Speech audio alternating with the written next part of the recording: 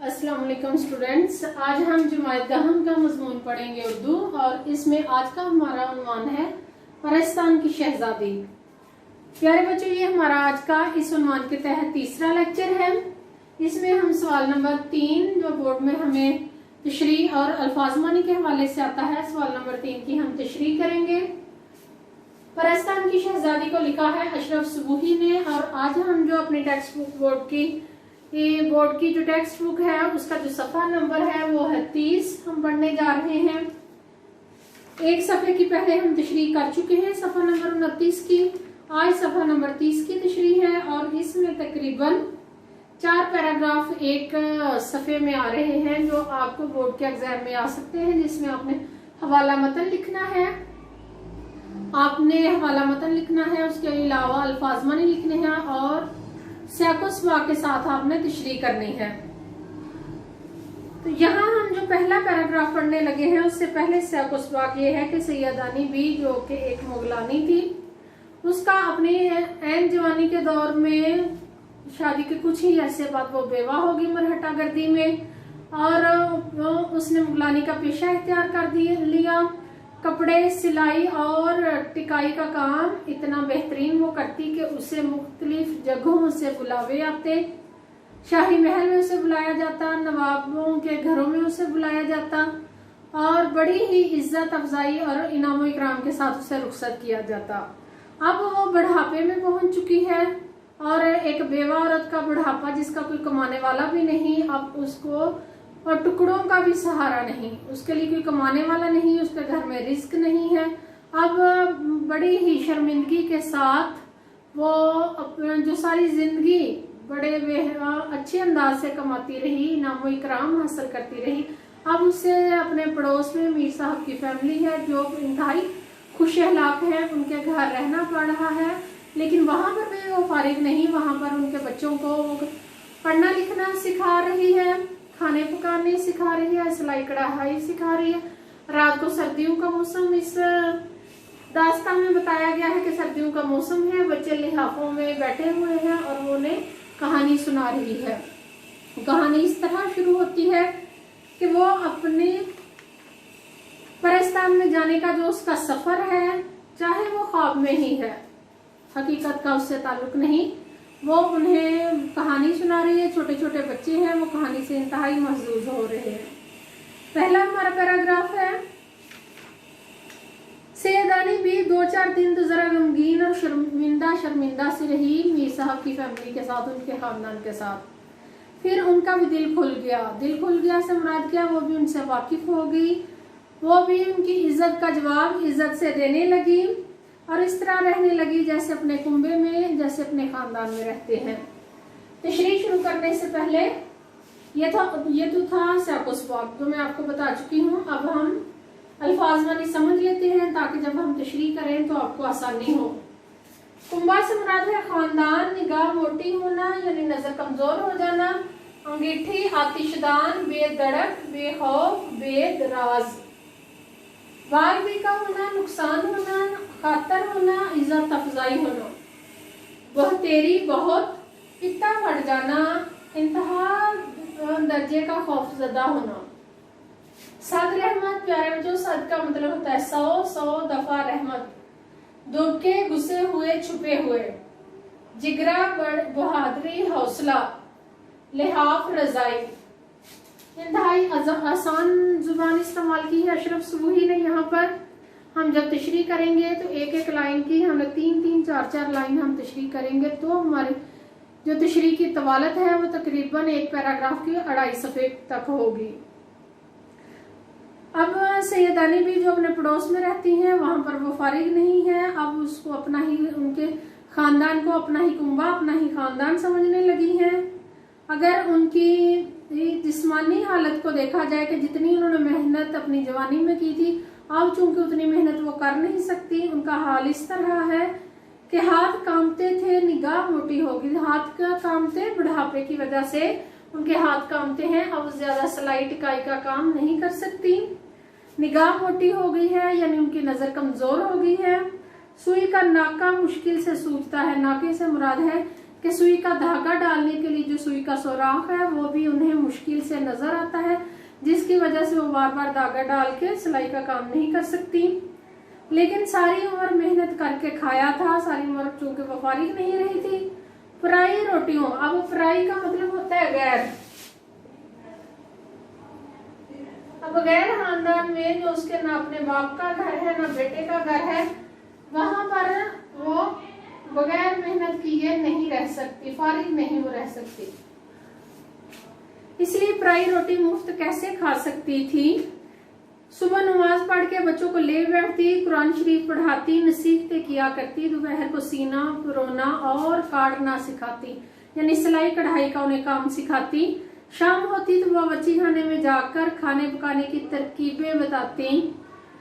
सैयदानी भी एक हुनरमंद औरत है और अपने बुढ़ापे में भी नजर बेशक उनकी कमजोर हो गई है, हाथ कांपने लगे, लेकिन वो जितना कर सकती है अपनी बिसात से बढ़कर उनकी खिदमत कर रही है।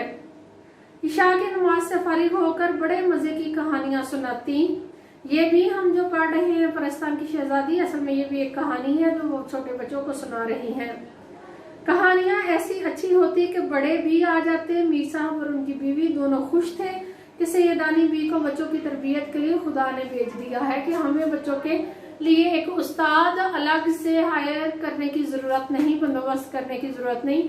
अल्लाह ताला ने तो हमारे बच्चों का उस्ताद घर में ही भेज दिया है।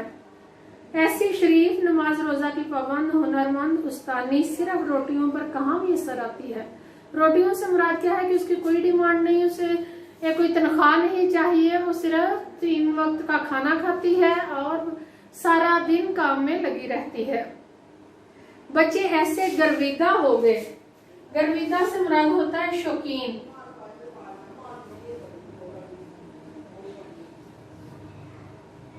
बच्चे उनके ऐसे गर्विदा हो गए, उनसे और मोहब्बत करने लगे। सैयदानी बी से इतनी मोहब्बत करने लगे कि दिन रात सैयदानी बी के पास बैठे रहते। मशहूर था कि सैयदानी बी परस्तान में भी हो आई हैं।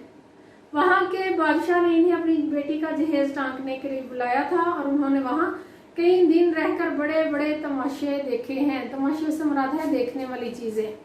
अब उनके बारे में ये मशहूर, हालांकि परस्तान की प्यारे बच्चों कोई हकीकत नहीं होती।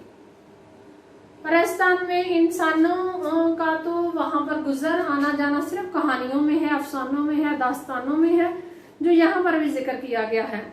घर वालों को यह खबर थी, लेकिन कभी ख्याल नहीं आया कि सैयदानी बी से पूछते क्या बी से मुराद है इज्जत के लिए बड़ों के साथ, बड़ी बी के साथ लफ्ज इस्तेमाल होता है बी। क्या बी सचमुच तुम परस्तान गई हो? शाबाश, तुम्हारा जिगरा, जिगरा सम्राट तुम्हारा ही हौसला है, तुमको डर नहीं लगा? एक दिन सर्दियों की रात थी। दालानों के पर्दे पड़े हुए थे। दालान से मुराद है घरों के बाहर सहन में जो बरामदे हैं उनके पर्दे पड़े हुए थे। छोटे बच्चे पर्दे क्यों पड़े हुए थे? सर्दी की वजह से कि सर्द हवाएं आ रही हैं, उनको पर्दे लगाकर ढका जा सके। छोटे बच्चे लिहाफों में दुबके और बड़े लड़कियां अंगीठी के चारों तरफ बैठे कहानी सुन रहे थे। इतने में मीर साहब की बीवी नमाज वजीफे से फारिग होकर आई। इत्तेफाक से कहानी भी अंडा शहजादी की थी। वो रोजाना कहानी सुनाते थे। उस दिन अंडा शहजादी यानी एक परी की कहानी आ गई। जब ये जिक्र आया कि कानड़े देव की, जो ये देव का नाम है कानड़े देव की जो शहजादी पर नजर पड़ी तो सोती को पलंग समेत उड़ाकर ले गया। अब वो कहानी में उसे पलंग समेत उठाकर ले गया है, तो यही पर जो सैयदानी भी है वो अपने में पालकी में उड़ते हुए जाने की कहानी सुना देती हैं। कहने लगी सैयदानी भी, ये जो लोग हैं कि तुम्हें भी परस्तान के बादशाह का कोई आदमी परस्तान ले गया था और तुम वहां से बड़ा इनाम इकराम लाई थी, क्या ये बात सच है? सैयदानी भी कहती है अब ये बात सच है से अगर इसको देखा जाए तो परस्तान में जाना तो कोई हकीकत नहीं, ये सिर्फ कहानी का हिस्सा है। इससे आगे सैयदानी भी कहानी सुनाने लगती हैं।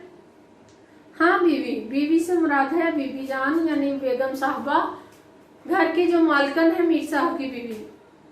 हाँ बीवी है तो सच, बल्कि कई दफा दर्जनों और परियों ने मुझे बुलाया है कि सिर्फ मैं एक दफा नहीं गई, दर्जनों दफा मैं होकर आई हूँ। मीर साहब की बीवी हुई और तुम बेधड़क चली जाती, बेखौफ चली जाती, तुम्हें कोई खौफ ना आता।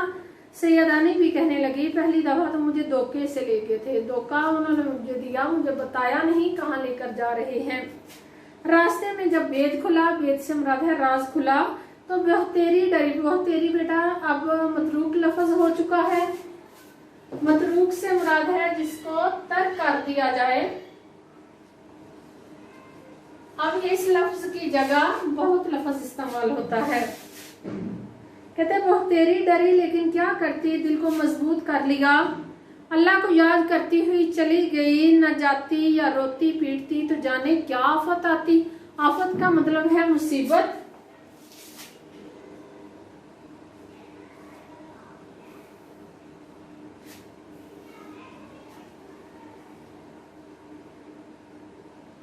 आफत का मतलब है मुसीबत। कहते अगर मैं ना जाती तो क्या मुसीबत आती, यानी वो मुझे भी जबरदस्ती उठाकर यहां से ले जाते। इसके बाद जब गई, कहते पहली दफा तो मुझे धोखे से ले जाया गया, लेकिन उसके बाद जब भी गई, दर्जनों दफा गई, तो हंसी खुशी गई और हंसी खुशी आई। बेगम सदके अपने रसूल सल्लल्लाहु अलैहि वसल्लम के, इन पर ईमान रखने वाले का कहीं बाल बीका नहीं होता। बाल बीका यानी नुकसान नहीं होता। जो अल्लाह और अल्लाह के रसूल का जिक्र करता है उन्हें नुकसान नहीं होता। परस्तान में भी मेरी वो खातरें हुई, वो इज्जत अफजाइयाँ हुई कि क्या कहूँ, मैं तो बयान भी नहीं कर सकती। बयान वो यहाँ पर करेंगी, आहिस्ता आहिस्ता बयान करेंगी। मीर साहब की बीवी ने कहा, कुछ भी सही बुआ।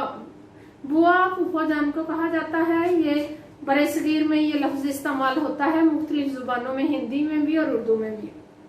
मेरा तो पित्ता फट जाता। पित्ता फट जाता से मुराद क्या कि मैं तो शदीद खौफजदा हो जाती, सूरत देखते ही जान निकल जाती। अब ये कौन कह रही है? मीर साहब की बीवी कह रही है। सैयदानी भी कहने लगी, नहीं भी, ये सब कहने की बातें हैं, डर की बातों से डर लगा करता है। यानी जब हम डर की बात कहते हैं तो सिर्फ डर ही लगता है। जब इंसान उस हालत में गुजरता है तो फिर डर उसका खत्म हो जाता है।